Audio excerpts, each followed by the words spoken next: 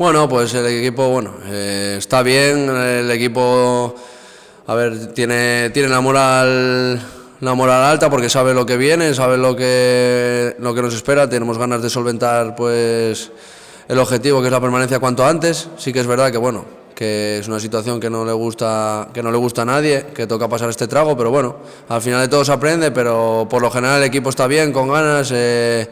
Después del partido siempre, sobre todo eso, perdiendo, empatando, siempre estás ahí un poco gacho, pero bueno, luego al final ya la semana transcurre normal pensando en otro partido el domingo y ya a otra cosa.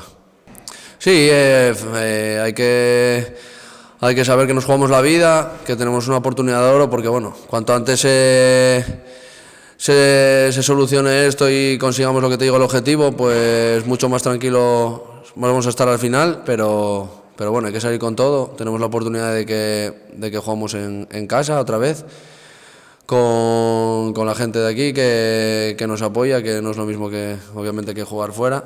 Y aunque es un equipo complicado porque es un equipo que da guerra, pero bueno, nosotros ya te digo, con muchas ganas, tenemos potencial suficiente para sacar esto adelante, así que vamos a por los 3 puntos ya desde el principio.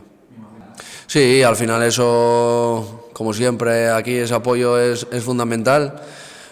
Son como otro más en el campo y al final, oye, se agradece, ¿no? Y sobre todo, bueno, ya te digo, la situación pues no está siendo del todo como se pensaba y como se quería.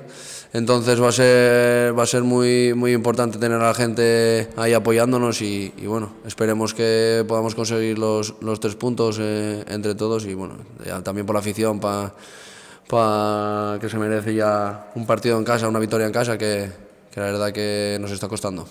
Bien, la verdad que bien, ya durante la semana me encontraba bien. Empecé ahí, bueno, ya llevaba bastante parado y sabía que estaba casi todo recuperado, pero bueno, siempre tienes esa incertidumbre de si durante la semana te va a dar la lata o no. Y la verdad que me encontré bastante bien y el domingo, bueno, el sábado, pues el domingo con muchas ganas de haber vuelto al campo, de poder ayudar al equipo, que al final estás fuera y oye, aunque estés en el vestuario y demás, no es lo mismo que poder ayudar en el terreno de juego.